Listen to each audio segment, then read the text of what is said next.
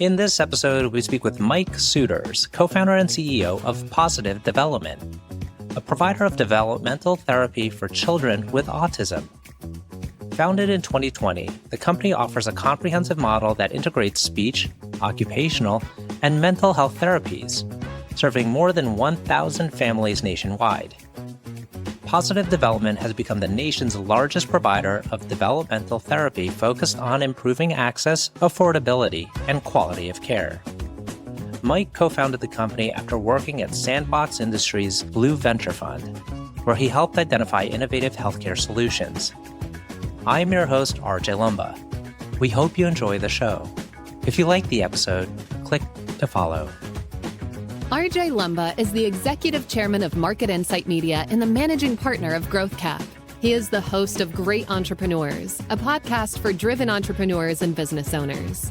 Our podcast covers all topics related to the entrepreneurial journey, from ideation to execution to optimization and to reaping the rewards of a well-run business.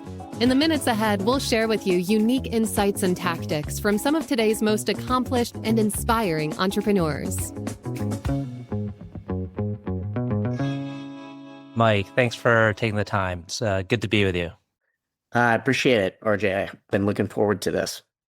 So I see you worked at Sandbox. From what I recall, it's kind of a unique investment shop that also incorporates specific expertise in certain areas that they then impart on their kind of portfolio companies or, partnerships. Is that accurate?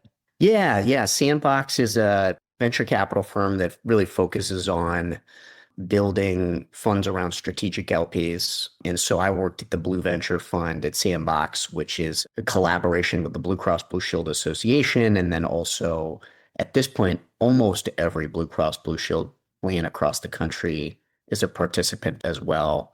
And so we were really focused on identifying, big problems in healthcare and then innovative solutions that were aligned to quality and aligned to cost efficiency and value. So that was part of the impetus for identifying what we ended up building here at Positive Development. Did you overlap with Andy Boyd? Does that name ring a bell? I didn't, but I connected with him after I left and got to know him a little bit. He's a good guy. Yeah, really good guy. I've known him for quite some time. So this area, it's, somewhat coincidental. Just yesterday, I was talking to someone who is passionate about the space you're in and autism and supporting all types of causes around autism. Another person, I don't know if you've connected with him yet, but Amol Deshpande, who is investing in neurodiverse related companies and technologies. He was formerly with Kleiner Perkins. You might know him. Yeah, Amol is really active in our space and doing some great work supporting a whole bunch of companies that are pioneering, different aspects of supporting autistic people, children, adults, all sorts of great stuff. Excellent. I saw you were in consulting previously with Deloitte. Interesting background, Davidson, then Wharton.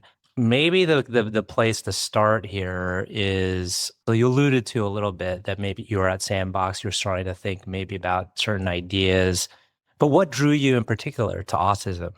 So my family's had a lot of challenges just broadly in mental health. And I think like a lot of folks, I've come to appreciate that there's some neurodivergence mixed in there as well.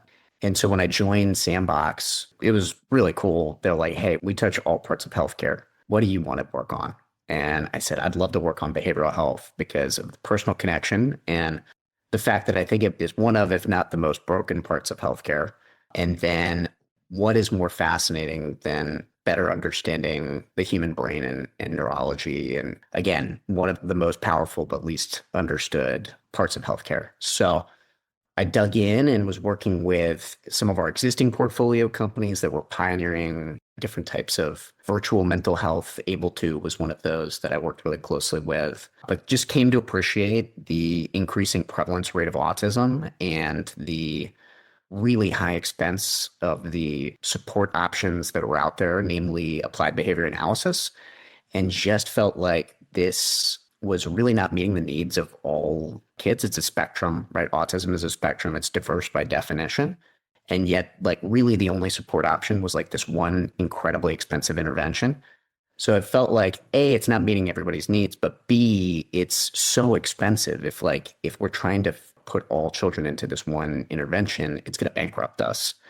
And then I think what really got me excited was learning about the perspective of autistic people themselves and how they were advocating for different options. And then it just so happened that my now co-founder, John, is and was the president of the Blue Venture Fund. And he shared his personal experience that, his son was diagnosed as a toddler and that they tried a whole bunch of options and then ultimately found a developmental therapy option that was just transformative for them and their family. And so I was really touched by their story. It just resonated with me, sort of having grown up with autistic people and neurodivergent people. It just intuitively connected with my understanding of their experience and the kind of support that they might benefit from most.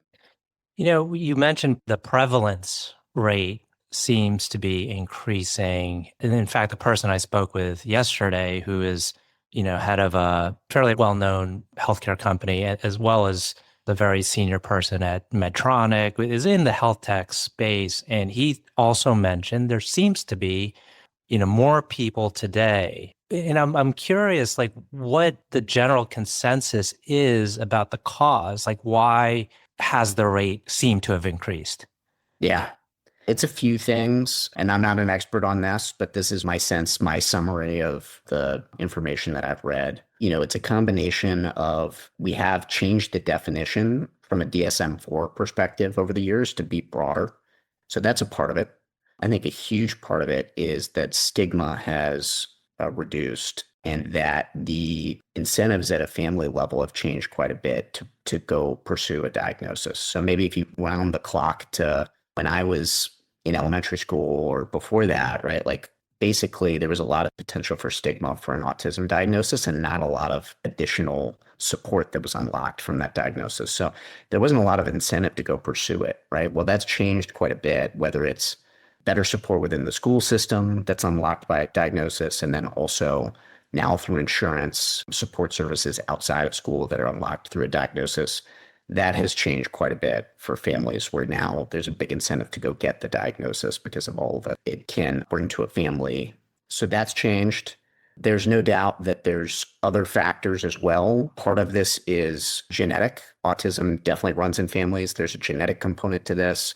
Different theories as to why that might be expressing itself more. And there's definitely a part of this that isn't explained by genetics. There are environmental factors. We're not even sure that autism is one thing. So it's potentially multiple genetic factors and multiple environmental factors that are expressing themselves in similar ways as well. Sometimes you hear people say it's not autism, it's the autisms. And so there are different theories for what might those environmental factors might be. I don't think the research has really gotten to a place where we can definitively say it's this or that. Mm-hmm. And then you mentioned that there was only one intervention and it was very expensive. So what was the first problem that you started to tackle when you started positive development?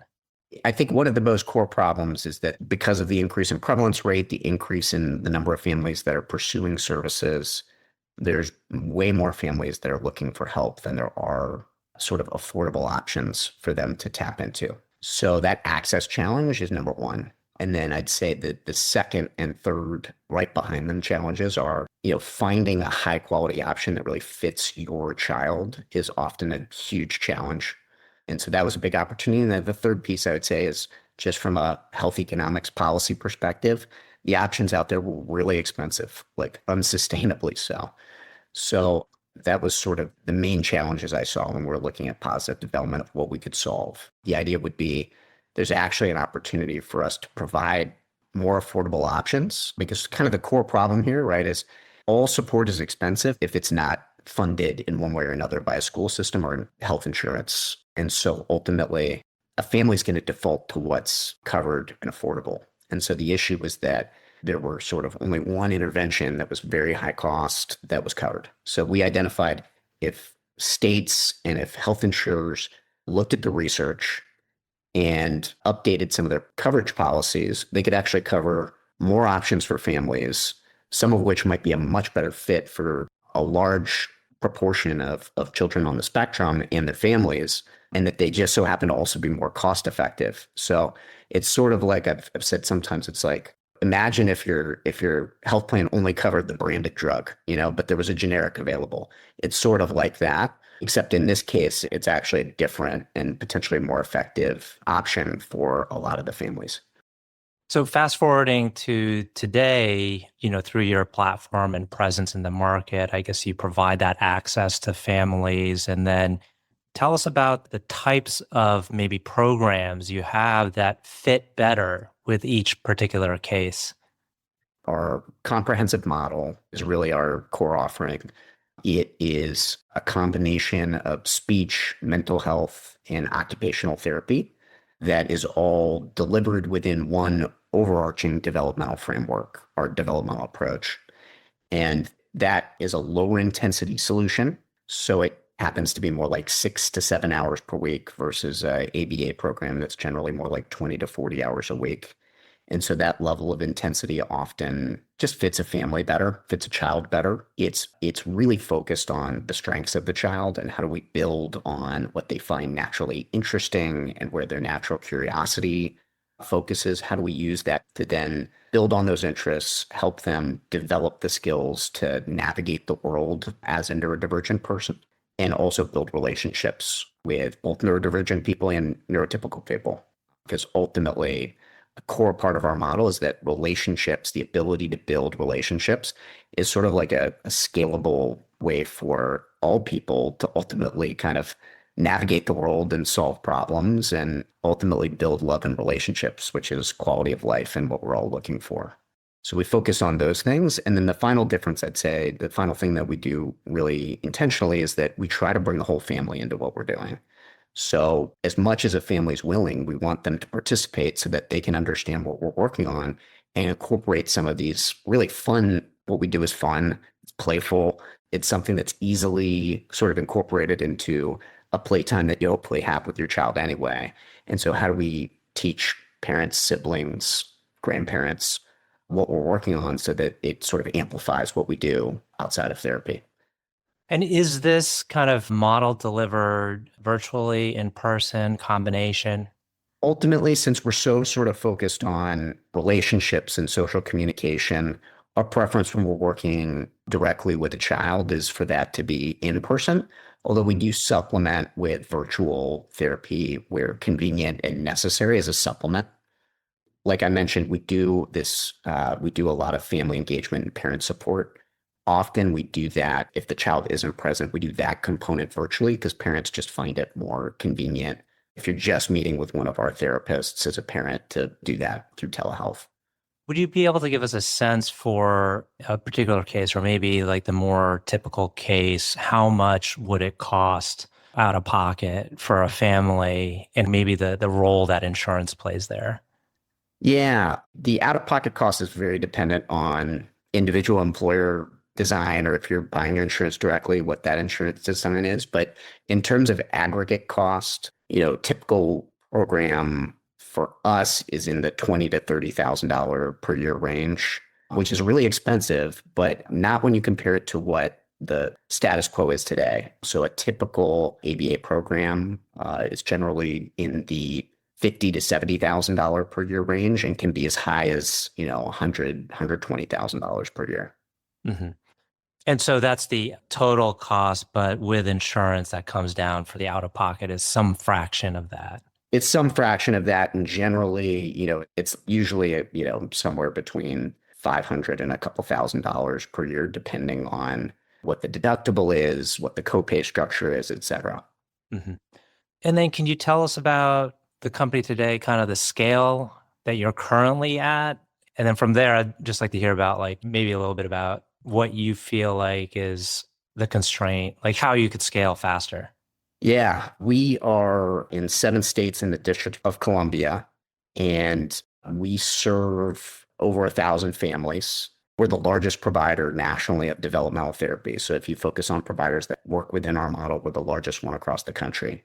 The biggest constraint that we have, I think when we started the company, it was sort of getting health insurance or state Medicaid to cover this. That has rapidly evolved, which is really incredible. But, to the point where now multiple states cover this via Medicaid. Some of the largest insurers in the country now cover our model as well. So our biggest roadblock right now, it's staffing. So it's just, can we recruit and then train up staff fast enough while kind of balancing meeting the number of families that are actively waiting for our services. We've got a significant wait list at this point. So what we're really trying to do is ensure we find that balance between serving those families as fast as we can, but also making sure that everybody is trained to the right quality standard. So that's our biggest bottleneck. I think as we continue to grow in that capacity, health insurance coverages will maybe also become eventually another opportunity for us to grow faster as well. But that's sort of our current situation. You've got some great investors backing the company. You notice you have B Capital. Is that Bob Mindorf? It is Adam Seabrook is our partner, and Nick Whitehead as well. But we have worked with Bob as well throughout the process. He's great.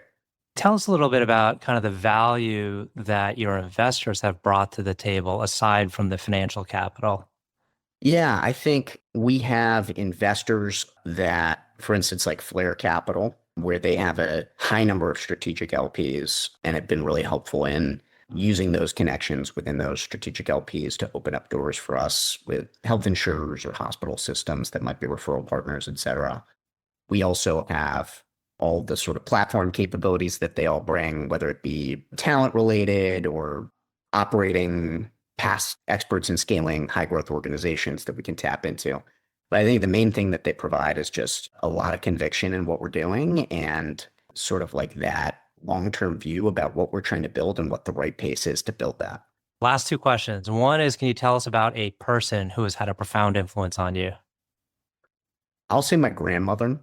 I grew up in Virginia. My grandparents were right across the river in the District of Columbia. And so I would go spend every Saturday with my mom eating lunch with my grandma and grandpa.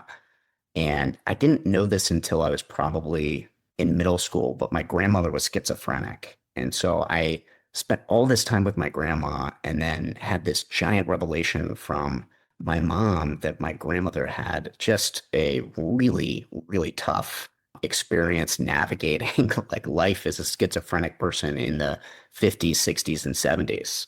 Really difficult.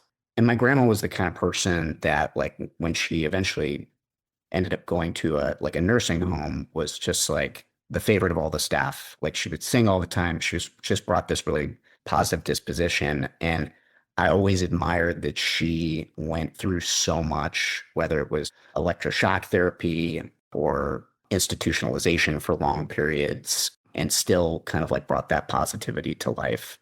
So when I think about like what I get really excited about is like my grandmother basically lived through the one flew over the cuckoo's nest experience. That wasn't that long ago. That's how we thought about treating people with severe mental illness. We all know that a lot of the people in those facilities were autistic back then as well. Mm-hmm. So I just have a ton of empathy and a lot of humility about what we know and what we don't know, and that we don't know a lot more than we know. And so we need to listen to those patients and their lived experience and treat them with a lot of humanity. And so that's what I get excited about. That's why my grandma's had such a big influence, is like, I want to fight for people like her. That's wonderful. It kind of leads into our last question. And it's typically a charity cause or other endeavor that you're passionate about. I feel like that's wrapped up into your business. So the alternative question to answer is how you like to spend your time. What time outside of work? I had my first baby in 2020 when we started PD, and then I got a dog and 2 kids since. So I've got my hands full. My hobbies are like watching a little bit of Netflix and trying to go to the gym 3 times a week. But that's okay. I love what I do every day. Like, I have fun building this. So try to be a good dad, try to be a good founder, and, take care of my body. That's about as much as I can fit into the schedule. Watch some NFL on Sundays. That's like my guilty pleasure these days. But I do have another cause that's really close to me. You're right, RJ, like, this is a cause that gets me fired up every day. So I get to live that on this one. But there's another one, which is, a few years ago, my brother ended up getting diagnosed with ALS and then passing away. And so another area that I'm really passionate about is ALS and neurological disorders. Well, Mike, want to thank you again for taking the time. It's been a great conversation. Thank you, RJ. Appreciate it.